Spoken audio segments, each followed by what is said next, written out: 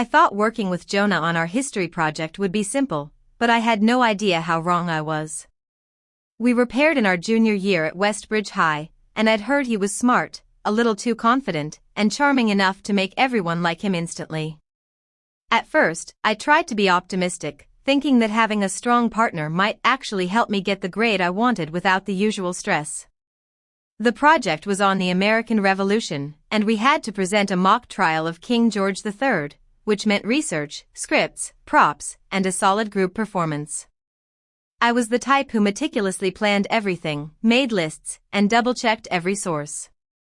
Jonah seemed casual, saying things like, "Don't worry, we'll figure it out as we go," which made me uneasy, but I convinced myself that maybe his confidence was a good thing. Our first meeting was at the library, and I brought a full outline with potential arguments, timelines, and a list of sources. Jonah showed up 15 minutes late, apologized, and then started joking about doing the fun parts like designing the props while leaving me to handle the research. I hesitated but agreed. I figured teamwork meant compromise. For the next few days, we divided tasks. I created detailed scripts and compiled notes, while Jonah was in charge of the visual aids and our courtroom setting. At first, he seemed fine, sending me updates about the props, asking casual questions about my script, and even suggesting small improvements. I began to relax. But then things started feeling off. I noticed minor details being ignored, like when he promised to print the evidence cards and didn't, or when he casually mentioned he forgot to make the courtroom layout until the night before our presentation. I chalked it up to disorganization and tried to stay patient. One evening, I asked him to send me a draft of the slides, just to see if everything was aligned. He sent them over, but the dates were wrong, the sources were missing, and some of my carefully written arguments were reworded so inaccurately that they didn't make sense. I questioned him politely, and he laughed, saying it was not a big deal and that he'd fix it. I felt uneasy, a small voice in my head warning me that maybe he wasn't taking this seriously, but I wanted to trust him. A week later, we had a mini rehearsal in the library. I noticed Jonah kept changing lines without telling me, and when I asked why, he said it was better for the performance but couldn't explain specifics. I started to get frustrated but still tried to go with it, thinking maybe he was just improvising. Then came the first major red flag. During the rehearsal, he deliberately mispronounced key historical terms on purpose, or read arguments out of order, causing confusion. When I confronted him, he shrugged and said I was overthinking everything. I began to suspect he was testing me, seeing how far he could push me. I felt a mix of anger and disbelief. Why would someone actively sabotage our project when a good grade mattered to both of us? I didn't know yet that Jonah had a bigger plan. The next day, I stayed after school to adjust our slides and script to correct the errors he'd introduced. While I worked, I overheard him on the phone with someone I didn't recognize, laughing about how she thinks I'm just lazy, wait until presentation day. My heart sank. I froze, listening to snippets like everything's set, she won't see it coming and it's going to be perfect chaos. That's when I realized this wasn't about carelessness. Jonah was sabotaging me intentionally, and he had a specific goal I couldn't yet comprehend. I tried to confront him after class, asking what he meant, but he smiled that infuriating grin and said, "Don't worry, it's just a prank. You'll see." I felt trapped. How could someone treat a school project like this? I started documenting everything, messages, emails, even recording conversations, just in case. I had no idea at that moment that by the time the presentation came, everything I worked for would hang by a thread, and the chaos Jonah planned would be so elaborate it could ruin not just my grade, but my reputation among teachers and classmates. As I walked home that evening, clutching my notebook, I felt a mix of fear and determination. I wouldn't let him win.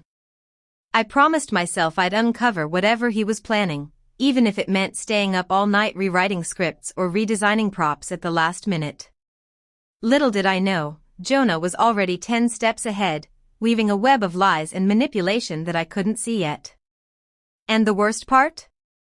He knew exactly how far he could push me before I'd snap. The week before our presentation, things got worse. Jonah suddenly discovered that our props weren't finished, even though he had weeks to work on them. He told me he'd handle it, but I caught him scrolling through social media at the library instead of preparing. When I asked why he wasn't working, he shrugged and said, "Relax, I've got it covered." I felt a pit in my stomach because I knew he didn't. I tried to prepare for every possible scenario, rewriting my parts to account for mistakes he might make. I stayed up late multiple nights, rehearsing, memorizing, double-checking every source. Then came the first truly suspicious incident. During a practice run in the empty classroom, Jonah insisted on swapping roles. I reluctantly agreed, thinking maybe it would help the performance flow. But as soon as I started my lines in the new position, he interrupted, twisted my words, and made comments that weren't in the script, causing me to stumble repeatedly. Every time I tried to regain control, he would smile, give a subtle shrug, and continue. It wasn't just incompetence, it was deliberate, calculated to make me doubt myself. I confronted him again after rehearsal, my voice shaking, asking why he was sabotaging our project. He leaned against the wall, calm as ever, and said, "You take things too seriously. Loosen up. The teachers like drama anyway." I knew then he wasn't just messing around. He was trying to humiliate me, to make me look incompetent in front of the class. That night, I reviewed our messages and emails, and that's when I found it, an email from him to another student, someone I barely knew, asking for help to make the history project memorable by creating chaos for my partner. My stomach dropped. He wasn't acting alone. He had a co-conspirator, someone outside of our little partnership, someone who might actually interfere with the project on presentation day. Panic set in. I tried to warn our teacher, but every time I mentioned Jonah's behavior, he would charm the teacher with his polite demeanor, acting like I was overreacting. The teacher brushed it off, saying, "Sometimes students just need to learn to work together." I realized I couldn't rely on adults. I had to take matters into my own hands. Over the next few days, I secretly documented everything, rewrote my script multiple times, backed up my slides, and even created an extra set of props in my locker, just in case. But Jonah was clever. He noticed my late-night library sessions and started making small jabs at me in front of other students, commenting things like, "Wow, you're really taking this seriously, huh?" Maybe too seriously, while smirking. His comments were subtle but effective, planting seeds of doubt in the minds of classmates who would later watch the presentation. The night before the presentation, I decided to stay over at a friend's house to finalize everything. I brought all the slides, notes, and props. When I got home the next morning, I discovered my locker had been tampered with. My backup props were scattered on the floor, some broken, and my notes were crumpled. My heart sank. Jonah had somehow gotten into my locker. Panic rose, but I forced myself to think. I gathered what I could salvage and shoved the rest into my backpack, realizing I was running out of time and options. As I walked to class, I kept checking my phone, worried he might text me some last-minute instructions designed to throw me off. When I entered the classroom, Jonah was already there, looking impossibly calm, chatting casually with other students. He smiled at me, that infuriating grin, and whispered, "Ready to shine?" I swallowed my fear and nodded, trying to appear calm. I knew this was the moment where everything could go wrong. As the presentation began, Jonah's plan unfolded with terrifying precision.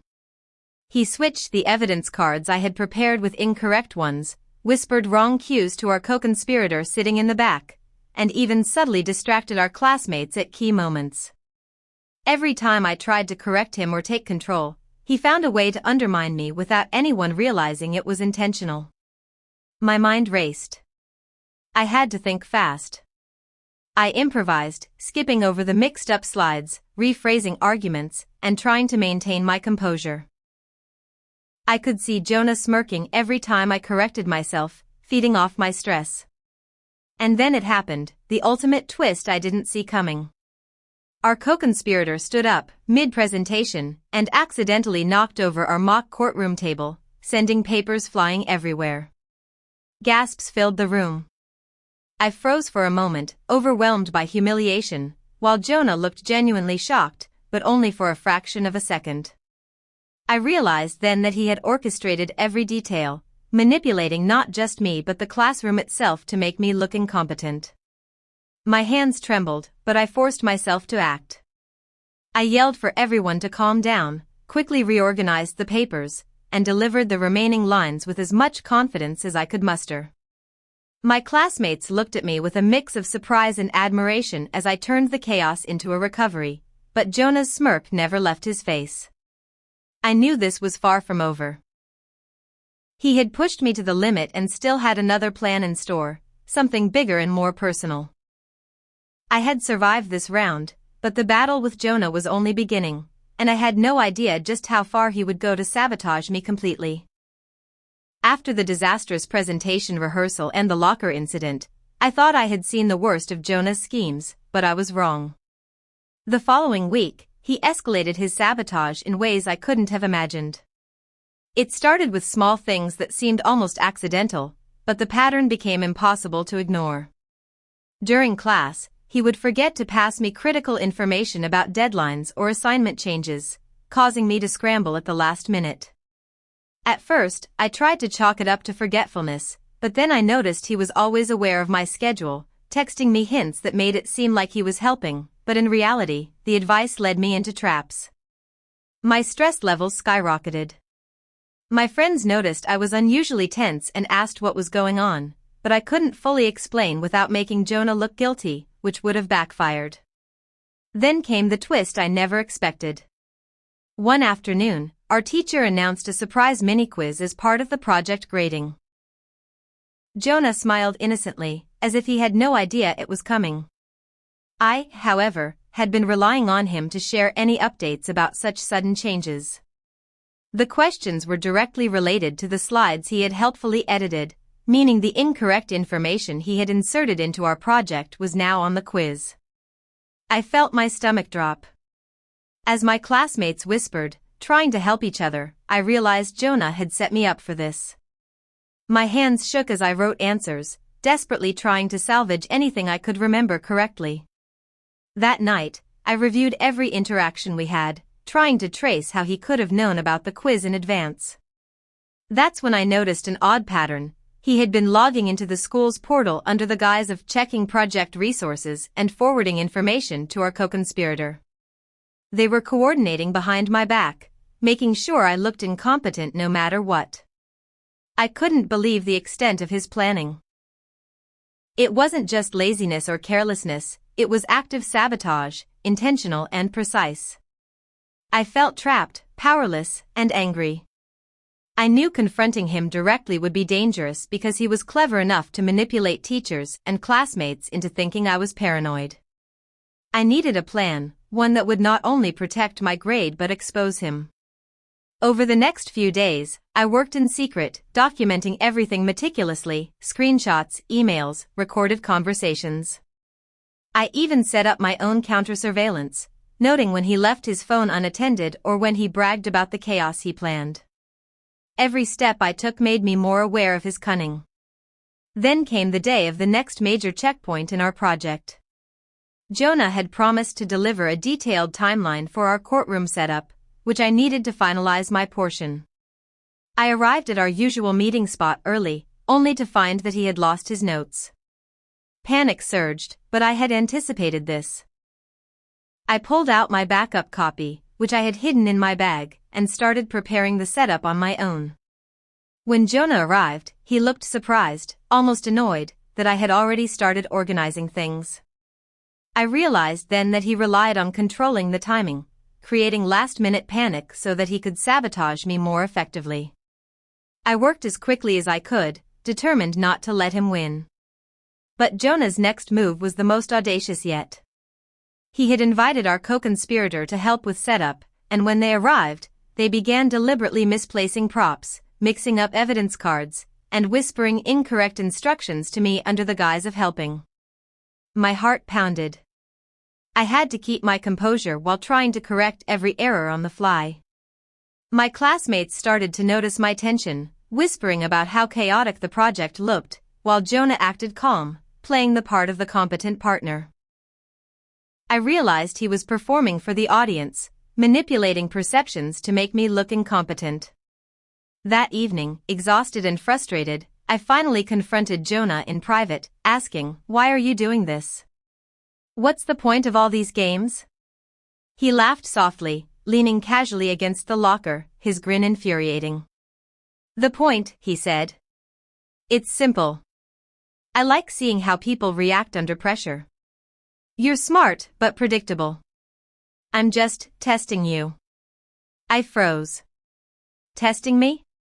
This was no longer about grades, it was personal. It was about control. I realized I was in a psychological battle I hadn't signed up for. I started planning my counterattack. If he wanted a game of manipulation, I could play one too. I began setting subtle traps, sending decoy emails, creating fake scripts, and leaving misleading notes, watching carefully to see how he reacted. I knew one wrong move and he would sabotage me completely, but I also understood that exposing him required patience. The final presentation was only a week away, and I had to anticipate every possible move. Every interaction, every comment, every smile from Jonah could be a calculated step in his plan, and I had to stay 10 steps ahead. By the end of that week, I felt like I was walking a tightrope, every day a high-stakes chess game, and Jonah's next move was still a complete mystery. The suspense was unbearable, and I couldn't shake the feeling that when the day of the presentation arrived, the chaos he had orchestrated would push me to my absolute limits. And maybe, just maybe, I was beginning to understand that the true challenge wasn't the project itself, it was surviving Jonah's elaborate sabotage without losing myself in the process. The morning of the final presentation arrived, and I felt a mix of dread and determination. I double-checked my notes, my props, my slides, everything I had prepared in secret. I knew Jonah had probably planned something catastrophic, but I refused to let him completely control the outcome. When I walked into the classroom, he was already there, chatting effortlessly with other students, smiling that infuriating grin, as if nothing was amiss. Our co-conspirator was lurking near the back, pretending to help with last-minute setup. The tension was palpable. I realized I had to act fast.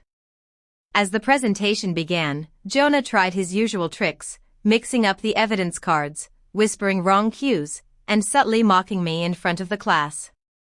I ignored him, focusing on my lines, improvising whenever he inserted chaos. The first round was shaky but manageable. I could feel him getting frustrated, his smirk faltering slightly every time I corrected a mistake he tried to introduce. Then came the first major twist. Jonah had secretly recorded one of our rehearsals and played it to the co-conspirator, who now began mimicking my mistakes, making it seem as though I was forgetting key points or mispronouncing important terms. The classroom buzzed with whispers.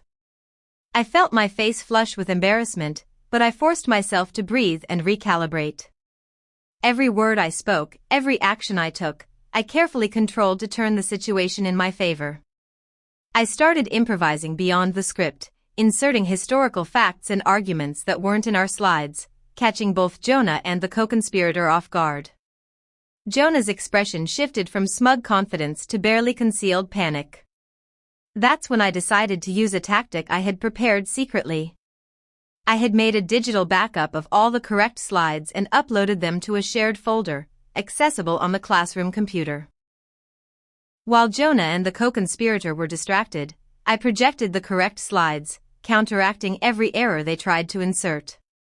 The students' attention shifted, some even nodding along to my explanations, and I felt a surge of confidence.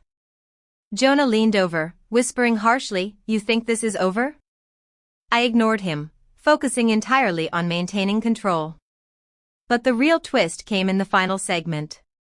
Jonah had planned one last catastrophe. He intended to accidentally reveal that my citations were fabricated, or that I had plagiarized, by planting false notes in my folder.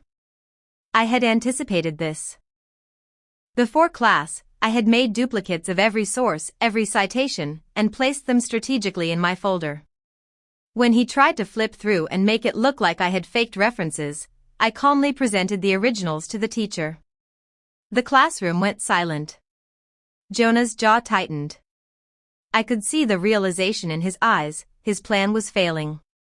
I seized the momentum, delivering my closing arguments with precision, confidence, and clarity. Every classmate who had doubted me watched in awe as I turned the chaos into a cohesive, compelling presentation. Jonah tried to interject, but the teacher, now fully aware of the controlled chaos, told him to stay silent. After I finished, the applause was louder than I expected. Jonah's smirk was gone, replaced by a tight-lipped scowl. I had not only survived his sabotage but had exposed it subtly, without explicitly calling him out, protecting my reputation while undermining his. After class, I confronted him privately, my voice steady despite the adrenaline still coursing through me. "I know what you were doing," I said. His eyes widened for a split second, then he smiled faintly, almost impressed. "You actually survived," he muttered. I didn't reply. I just walked away, knowing that in this battle, I had won. Jonah would have to rethink any future attempts at sabotage. For the first time in days, I felt a sense of relief, mixed with disbelief at what I had endured. That night, I reviewed everything in my head, realizing how carefully I had had to navigate every step, every move Jonah made. The project was over, the presentation a success, but the lesson lingered. Some people thrive on creating chaos, testing others, and pushing boundaries, but preparation, quick thinking, and confidence can turn even the most insidious sabotage into a victory. As I closed my laptop and finally allowed myself to relax, I knew I had survived Jonah's most elaborate scheme, and while I might never forget his manipulations, I had proven to myself that I was capable of navigating even the most calculated attacks without losing control.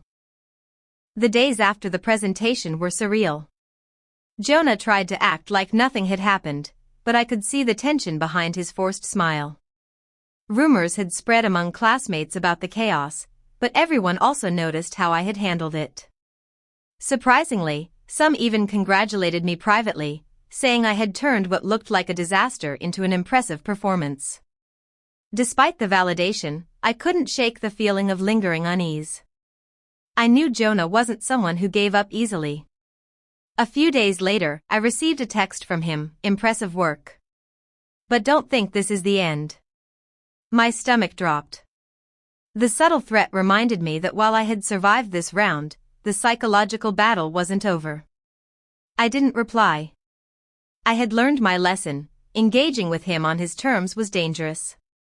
I focused on my work, documenting everything Jonah did during the project. I even shared some evidence with the teacher, not accusing him directly, but making it clear that I had been thorough in my preparation. The teacher nodded, impressed by my initiative, and I sensed that Jonah's credibility had taken a hit, even if he didn't realize it. Then came the twist I didn't expect. During the next group assignment, Jonah was paired with another student. I watched from a distance as his usual charm began to unravel. His new partner started noticing inconsistencies, the subtle manipulations, the pranks that were actually sabotage attempts. I realized that by surviving his scheme, I had unintentionally exposed his tactics to others. The fear of being caught or confronted made him cautious, and I could see the smug confidence he always carried replaced by tension. Meanwhile, I reflected on my own growth. I had been pushed to my limits, forced to improvise, think critically under pressure, and maintain composure in a chaotic environment. I realized that while Jonah tried to sabotage me, he had inadvertently strengthened my resilience and problem-solving skills. In a strange way, I owed part of my success to him. I learned how to anticipate manipulation, how to stay calm under stress, and how to protect my own work with foresight. A week later, Jonah approached me quietly in the hallway. "You handled yourself well," he said, avoiding eye contact with anyone around. I nodded politely, keeping my distance, aware that any friendly engagement could give him leverage. He smirked faintly, almost like a defeated general acknowledging the opponent's strategy, and walked away. That moment marked the end of our indirect conflict.